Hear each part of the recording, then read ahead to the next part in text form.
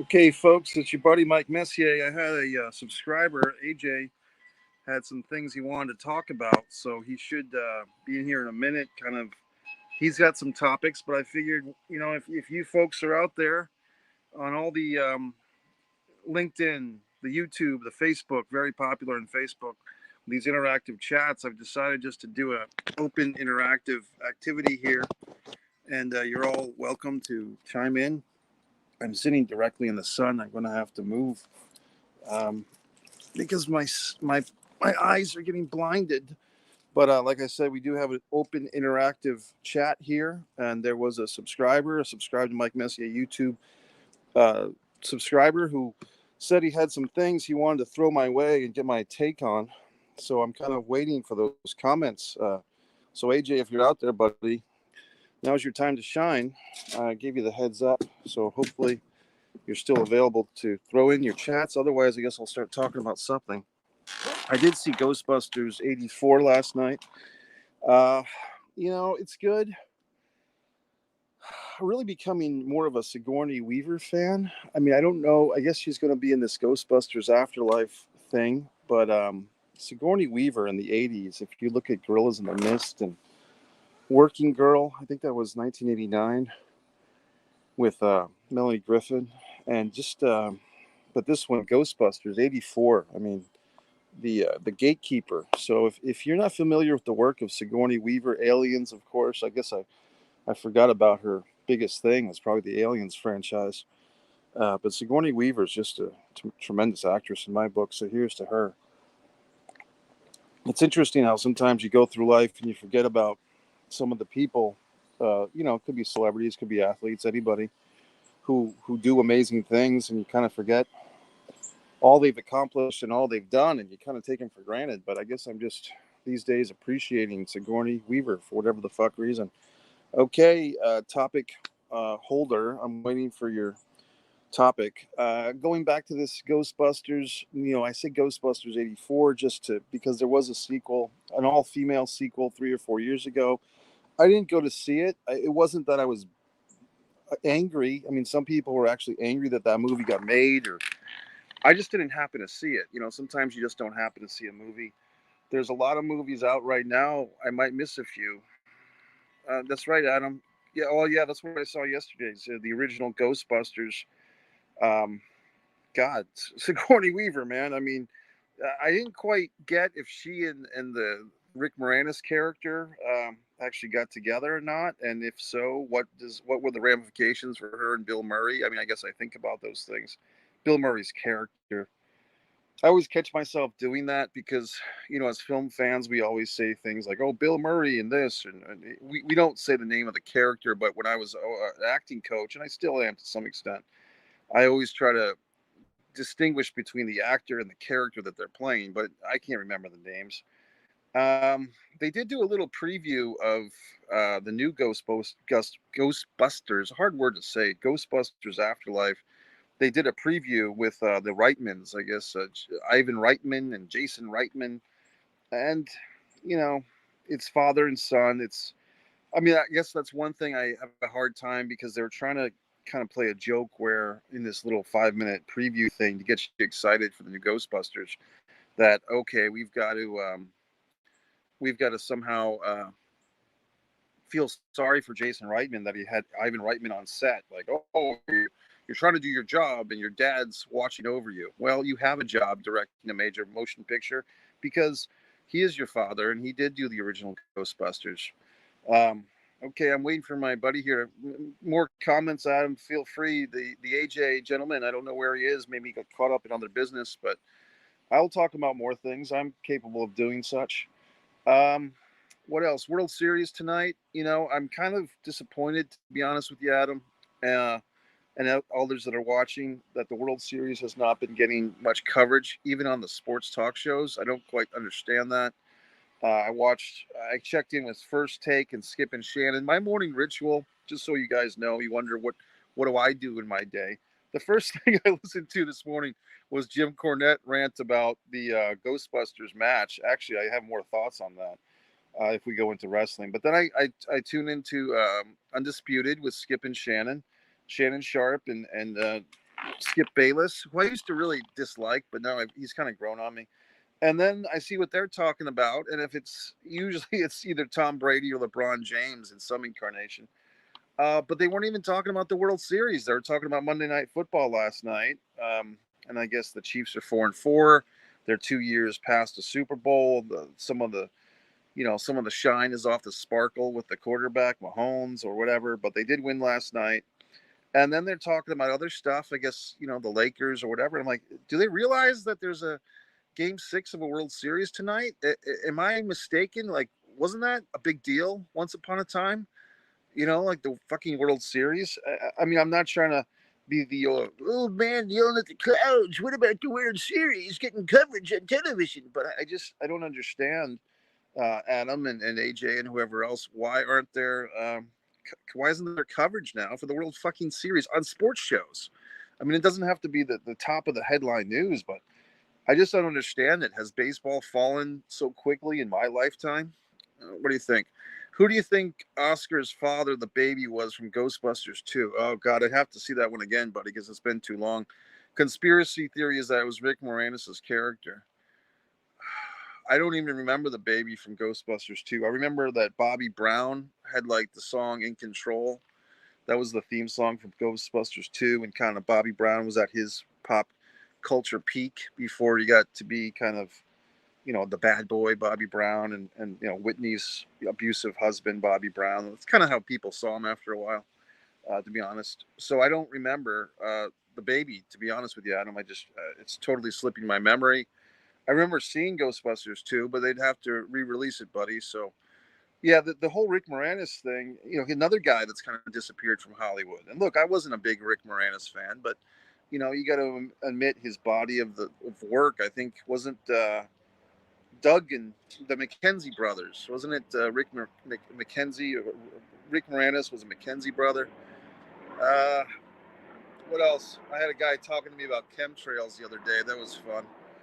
All these things that we can't control. You know what I mean? What else? This John Gruden thing. Watching people talk about that, it's kind of interesting. Was he blackballed? Was he picked on or what? What else can I say? Okay, I need some more feedback, guys. I don't know where this AJ went. Jesus. But this fucking thing. Let me talk about that Ghostbusters tag match, Adam. Since we're here, I did a whole video for the Monty and the Pharaoh YouTube channel about defending the Ghostbusters tag match. Let me go back to Adam here. Was there a Bill Murray sighting in the new one or a Dan Aykroyd sighting? Well, this was not the new one that I saw, buddy. I saw the original Ghostbusters movie yesterday in the movie theater. 1984 Ghostbusters. That's the one I saw with Sigourney Weaver and so forth. They had a 5-minute preview for the new one. In that 5-minute preview, I did not see a Bill Murray sighting or a Dan Aykroyd sighting. However, there does seem to be in the traditional theatrical trailer, I think it's Dan Aykroyd picks up the phone at the end of it. If you've seen the trailer for the new Ghostbusters Afterlife, I believe at the end of the trailer, Dan Aykroyd picks up the phone. I could be wrong, but I'm thinking that the storyline is that maybe the Harold Ramis's character has passed away and that his widow and his child, his daughter, are kind of picking up the torch of the Ghostbusters. It seems like a very feminist movie because it's going to feature the two females as the leads, and that's fine. You know what I mean? I don't care. I mean, I do and I don't. I mean, if it's a good movie, it's a good movie. I'm sure I'll see it. I might go see Halloween finally. Halloween Kills today. I figured I better go see it before I can't see it in the theater. But I do want to see that World Series game, and I'm making it a point to go see it tonight, or to watch it, I should say. What else? This Ghostbusters tag team match, Adam, if you're familiar with the AEW Dynamite. Okay, here's how it could have worked. Because I listened to Cornette. Cornette was, of course, predictably angry. Here's the thing: how it could have worked. The Ghostbusters. If you're not a wrestling fan, I'll try to make this entertaining for you in any event by playing with my hair. But the fucking Ghostbusters tag team match, the wrestlers actually wrestled in Ghostbusters outfits. It was a 4-on-4 match. They're wrestling these other guys, the Dark Order, that are not wearing Ghostbusters outfits, but they're wearing Halloween outfits of various kinds. You know what I mean? Just random Halloween outfits. And then on the Ghostbusters side, which is the bad side, the bad guys team, they were actually they had a Stay Puffed Marshmallow guy with them, which was kind of funny. So this whole big match happens, and they're kind of doing what you would call comedy spots throughout the match. It's not a match that you could take very seriously because obviously they've got these backpacks on, the Ghostbusters backpacks, and it's just a comedy match. But the problem is, I would say that it's a comedy match, but you've got your world heavyweight champion in a comedy match. Now, look, there's always room for a comedy match on pro wrestling shows. Jim Cornette wrestled a Ninja Turtle. We know that. However, to put your main event guy in a fucking your main event world champion Kenny Omega should be spared the comedy match. That's the first problem. The second problem is this could have worked. Now, I'm going to be honest. When was Dynamite? Wednesday, and today is whatever the fuck, Tuesday. So this is 6 days old. This match could have worked, Adam, if the Dark Order played it straight. If the Dark Order went into this match not as Halloween outfitted wrestlers, but as serious wrestlers looking to seriously win the match, right? And they were like, we got to beat the Elite. We're the Dark Order. We haven't done much since our leader, Brody Lee, passed away. We've got something to prove. One of us wants to pin Kenny Omega. One of us wants to get this victory. We're going to do this as a team to show our solidarity. If the Dark Order went into this match serious as a heart attack and didn't fall into the comedy stuff, yeah, they are, man, because you know what it is? They have to justify getting paychecks for these guys. That's the bottom line. So if the Dark Order had gone into this thing and said, we're going to really win this match, they didn't wear costumes, right? So the Dark Order is playing it straight. And then the Elite come in, uh, you know, Adam Cole and the Young Bucks and Omega, they come in and they've got all their gimmicks on. They got all their Ghostbuster stuff, and they're not taking the match seriously because they're the heels. So they're saying, we're main event guys. These Dark Order guys are schmucks. They're jobbers. They're J-Brones. We don't even have to take this match seriously. And if so, you had a contrast within the match where the Dark Order was taking it seriously, and you could still do all the Ghostbusters shit, but it would only be on one side. Only the heels would be taking the match as a joke. And the baby faces, the Dark Order, would be taking the match seriously, and they wouldn't be wearing costumes.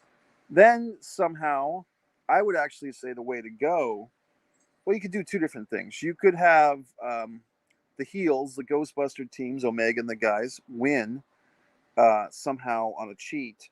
And then they're celebrating, and then the Marshmallow Puff guy gets in there, and he beats them all up, or he beats up Omega, or he beats up Matt Jackson, and reveal, shaboom, it's Adam Page, same thing. Or you could actually have the Marshmallow Stay Puff guy turn and help the Dark Order win the match at the very end. So the Dark Order is wrestling very seriously, and then like the Stay Puff guy interferes, the Dark Order goes after him, and then the Stay Puff guy, turns on the Elite and beats up the Elite and helps the Dark Order win, and then it's revealed it's Hangman Page. It would have worked. But I'm saying this, it took me 5 or 6 days to realize this. It just occurred to me this morning, so that's why I'm glad we're talking about it. But the thing is, this could have worked, but here's why in AEW and with modern day wrestling, why I'm not totally emotionally invested. Nobody could control these guys, meaning the wrestlers, the Colt Cabanas, who's always been a comedy guy, and the fucking other wrestlers on the Dark Order. You couldn't say to them, hey guys, why don't you guys play this straight, because that'll make the Young Guts get more heat. They would just blow that off. Hi, Scorpion fan. We're talking about this Ghostbusters tag match again, but other topics. But basically, I'm saying how this match could have gone over, Scorpion, was if the Dark Order played it straight, the Elite played it like comedy, and then the Stay Puff guy, the big reveal was that he was Hangman Page, and he helped the Dark Order win the match. That would have been great, because then the Dark Order gets a victory because of the Stay Puff guy, but the Dark Order plays it straight, and the big thing is the Hangman Page is using the comedy of the Elite against them. He had to go underground and use the comedy against the fucking Elite. That would have worked. What they were trying to do is have a Steve Austin beer truck thing. You know what I mean? Yeah. Okay, let's get into this because AJ had some things about the WWE women.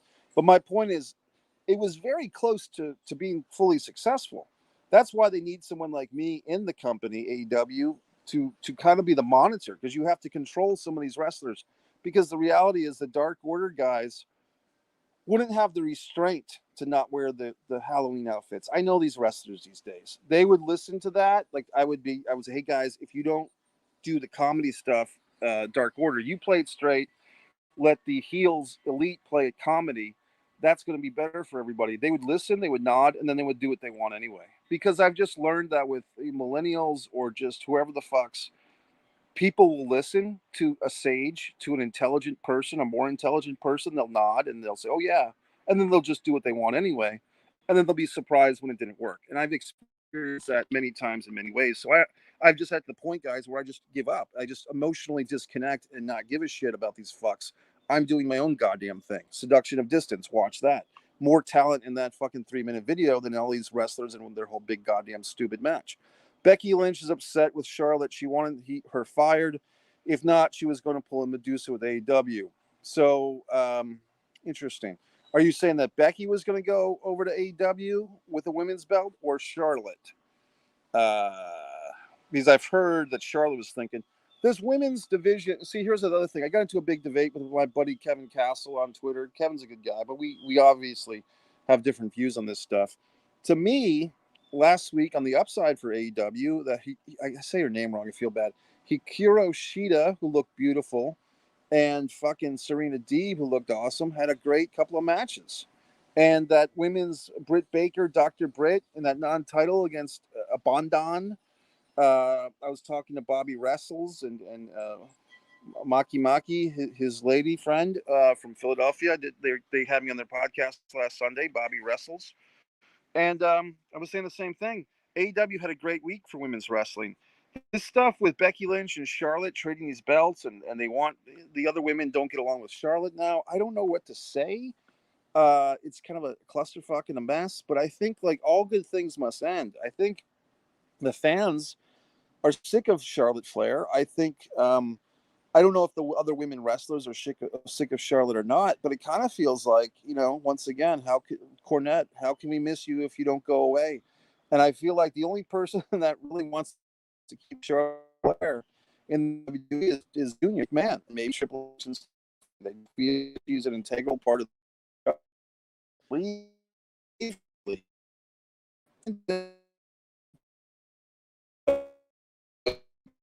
My a better recognition than fucking Charlotte. Been in Charlotte.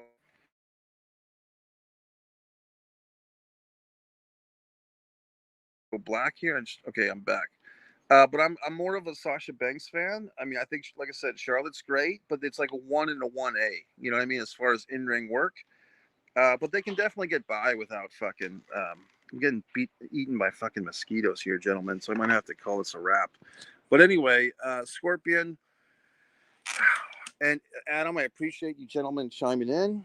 I've got plenty of things to do today. I'm sure you do guys as well. Subscribe to Mike Messier YouTube channel. All the fun and excitement. Okay, I'll talk to you guys later. For the AJ was supposed to be here. He never showed up, guys, so I don't know what to say, but we had fun, didn't we? Subscribe to Mike Messier YouTube channel.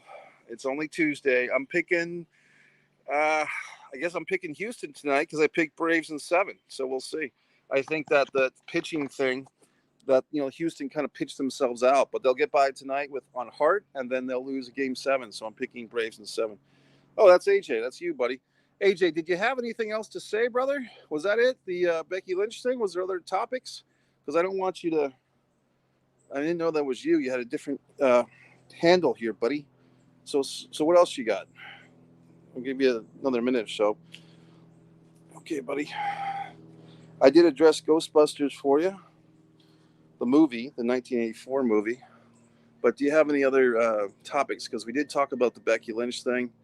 What else you got, buddy? Here we go. Well, Sasha is definitely not the big show. I think Sasha Banks is great. I mean, I think she's first of all, I think she's a great in-ring worker. I think she's good on the microphone. I think the fans are emotionally invested in her. Guess what? I think Bailey was pretty damn good too. God, I got my fucking feet are all chomped up from these damn bugs. But I don't know, buddy. I think Sasha. I think my feeling on that. If the question is Charlotte going to leave? I say fuck her. Let her leave. You know what I mean? Okay. I guess that's it. If you have more topics, we'll get them later. Ring of Honor. I did a whole rant on that, buddy. AJ. My feeling is that the company does not seem to be making money. Ring of Honor is owned by Sinclair Broadcasting now since, I guess, 2012. Sinclair is a very, very, very right-wing propaganda political party, like a political agenda-based group, Sinclair Broadcasting, that owns Ring of Honor. To me, it's a conflict of interest that they owned a wrestling group in the first place. You know, wrestling's where guys take razor blades and they cut their foreheads open. Wrestling is where you do crazy shit. So for a right-wing group to own a wrestling company never made fucking sense. And I would basically say that Ring of Honor is going to be lost to the wind piecemeal. They're going to sell the video library to the highest bidder. And I don't think they're going to do shows in 2022. I think that they're not. They might do one final show, but I think Ring of Honor is effectively over. They're saying that it's not. I don't believe them. I think that they might be trying to salvage it and keep Ring of Honor into 2022, AJ, but I don't think it's going to work out. I think Sinclair is going to break it apart piecemeal. And to be honest, there's a lack of interest in Ring of Honor. I don't know many people who go around talking about Ring of Honor. In all the wrestling Facebook groups that we're in, Wrestling Fans, Shane McKenna, Frank Tadaro, One Wrestling Network, my buddy Jimmy Faluca, Pro Wrestling Collective, even Mike Hahn, who doesn't like me. That's fine. Kevin Owens seems like he wants to be WWE, not AEW, despite of his friendship with guys in the tease 3 months or 3 years. He wants to be face of Raw. He might, AJ. I mean, he might. But I don't think he's a Vince guy, meaning that Vince doesn't like him. He's fat. You know what I mean? And I say that because I'm the same body shape of a Kevin Owens. There's a famous picture of me and Kevin Steen together, in Providence, but he's not a guy that Vince likes. So unless Vince keels over, and if Triple H really has a hard-on for Kevin Steen or Kevin Owens, I think he's going to remain the same. He's going to be a challenger. He might get a month title reign here and there, like when he had the friendship of you knew all you needed to know at that Festival of Friendship when Jericho and Steen did that whole promo thing and everybody was excited, and then they just put them in the second match on fucking WrestleMania. That's all you needed to know about how the WWE views Kevin Owens or Kevin Steen. So for him to stay there, it's just a money grab. It's just, it's same thing with guys like Cesaro and guys like Dolph Ziggler. If they continue to stay in the WWE long after it's established that they're not going anywhere, that's on them. And as a fan, I've lost interest in WWE. I watch it for you guys. I make the sacrifice to watch the pay-per-view for you guys and give my insights and intelligence, but it means very little to me. I'm more of I rather watch this World Series or Mahomes, or you know what I mean? Like, it means little to me, the WWE now. I hate to say it, but it's their fault. They broke the care out of me, AJ. They really did. I had a job interview for them in 2007. They should have hired me then. They didn't, so fuck them. That's how I feel. You know what I mean? WWE can go to hell. Bottom line, fuck them. So, I mean, I'm just not going to live and die by that wrestling promotion anymore. Fuck them. What else can I say? It's just not something that I follow it, but I do it for you guys, not because of the wrestlers. I don't have faith in them. I don't respect them. Let's see. Sammy on a UK tour and NXT championship match. He not NXT, makes 0 points. Anything is he there for Tommaso? I guess what you're saying is they're going to have a Sammy Zayn versus Tommaso match in Europe for the NXT title, and Tommaso's defending champion. Yeah, I'd probably say that Tommaso will just beat him clean, and they'll have a good match. I mean, Tommaso, I used to commentate his matches for Top Rope Promotions. Good guy. Tommaso's a great guy. Sammy Zayn, never met him, but I mean, I imagine he's very entertaining for what he does. He does the conspiracy theory thing. They'll have a good match, and then probably Tommaso will win, and that'll be it. So, I mean, here's the thing, AJ, and you're a smart guy. We just can't take this WWE stuff that seriously anymore because they don't take it seriously. You know what I mean? When the zombies ate Miz and Morrison, that shows you all you need to know about WWE. When that writer lady who came in and she didn't know the wrestlers' names and she never watched wrestling and all she knew that Bobby Lashley was in the Hurt business and they broke him up, that's all you need to know. They don't respect the very thing that they're doing. So why should we respect them? You know what I mean? So the amount of hours that I put into it or you put into it, it's really just hours off our lives, to be quite honest. Like every minute spent watching shitty WWE is a minute wasted of our lives. I like Braun Baker. Hope he has a career in WWE. Unlike his father and uncle, as long as you stay away from his uncle, he should be. Yeah, because Scott Steiner is not well liked by WWE. So, who knows? They could just be setting us up for failure once again. They could just be setting up this kid, Braun Breaker, make everybody care about him, and then they just job him out. And they've done that before. And whenever you hear Bruce Pritchard on his fucking something to wrestle or whatever the fuck, they always say things like, well, why would we do that? Why would we punish a guy? We're trying to make money. Well, they do. So, I mean, if you've been around the block as a wrestling fan or a WWE sports entertainment fan, you know that the WWE mistreats talent because of spite and because of personal preferences and because they want to play a power play. And so when they say things like they don't do that, when clearly they do, it's hard to take them seriously. When Bruce Pritchard doesn't acknowledge that the Booker T Triple H storyline of WrestleMania 19 was based in racism, it's hard to take the promotion seriously. It's hard to take Bruce Pritchard seriously. And if he's running the show and Kenneth Mobley is getting a job as a writer and I'm not, it's hard to take that promotion seriously and it's hard to care about them. I don't. There you fucking go.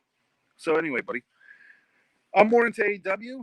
They haven't pissed me off yet. They might in the future. They might go to Saudi Arabia and kiss the fucking ass of Saudi Arabia, just like the WWE does. And if they do, I'll probably lose interest in them too, because I'm a man of integrity and morals, and these fuckers aren't. That's the bottom fucking line. All right. That's it. Okay. Well, oh boy. Joey Gacy bothers me. He copies Bray Wyatt character. Why WWE doing that? If he fired him, hired another, do the same thing. The Joey Gacy thing, is that like the liberal guy on NXT? Is that the guy that's doing that? I don't know, man. It's just they demoted the guitar guy, Walk with Elias, and then they brought in Rick Bogues, same gimmick. I mean, I think that there's a certain level of arrogance and a certain level of dementia with WWE that they just want to see how much they can get away with. And if people keep watching their programs, they'll keep doing shit like that. So it's really up to you, AJ, to not watch and not to care. You know what I mean? I think the reason why a lot of people still watch WWE is because they want to have a common language to talk about things with friends. And so it's just something that if you have the language of wrestling or WWE in particular, you mind that you want to share that and you want to have those conversations. But I'm just telling you, I'm seeking new conversations. I'm seeking new things in life because WWE has worn out its welcome with me. They've disappointed me long enough. I've moved on to AEW and I've moved on to other things, my own things, Seduction of Distance, writing my books, Fighter Play Basketball on Amazon, A Distance from Avalon on Amazon. I'm doing my thing. These wrestlers have failed me. The WWE has failed me. And so fuck them. Are you surprised Chucky doing... yeah, I don't know. I'm not surprised. Here's the thing, AJ. The reason why we see things like Chucky on TV or you see the reboot of the Wonder Years, I think you were asking me about that before. It's because of it's a way of decreasing risk. Making movies, making television is expensive. And the way to get your money back is to have an audience. If you have a built-in character like Chucky, or if you have a built-in title like the Wonder Years, or if you're doing a sequel like this Halloween Kills movie, you have guaranteed a certain level of interest from a potential audience because you're hooking them with something they already know. So even if it's 20% of the original audience from the first thing that was huge, even if 20% of those people check out what you're doing now, that's 20% more than zero, right? So it's just marketing. That's all. It's successful. I don't know if I'm surprised. I mean, maybe, I don't know. I don't know if I'm surprised. I mean, I guess if it's successful, you mean creatively or ratings? I'm not following it that close. I'm not surprised because a lot of things that are retreads, even the Ghostbusters. I mean, that's a movie from 1984. Are you telling me that most of the people that are going to see this movie were even born in 1984? You know what I mean? So it's, but in the 90s, you know, Eddie Vedder had a song, "The kids from today should defend themselves against the 70s." And in the 90s, Eddie Vedder of Pearl Jam was saying that 70s nostalgia was lame. So I don't know. Mike, Scream coming next year. I'm excited. Resident Evil movie got it right. Well, you know what? You're saying the next Scream, that might be good. You know what I mean? I don't know if they drag out Nev Campbell and David Arquette, but I'll be honest with you, buddy. Hey, Carl, what's going on, buddy? I've watched some of like I've seen Scream in the movie theater, the original Scream, like about a year ago, and I don't know if it was that great, to be honest with you. It's okay, I mean it's good, but it's not like I wasn't that excited. Same thing with Ghostbusters. Carl will be doing a video soon, buddy. Not today, I'm busy, but good to see you here, Carl. Carl's got his own Carl Kate has got his own YouTube channel. Anyway, gentlemen, I think that's about it. I think we got all the topics in it, AJ. We covered all the points, but I do have all these goddamn mosquito bites on me now, so I'm in a lot of pain physically. I'm going to have to get that attended to by my attendant. Okay, everyone, thanks for watching. But yeah, guys, have a good Tuesday. If you can, watch this fucking World Series tonight. Atlanta is up. I think that it's very good drama. You know, the World Series is real man shit. So we all need to watch that, okay? Thanks, guys. I'll see you later. Have a good one.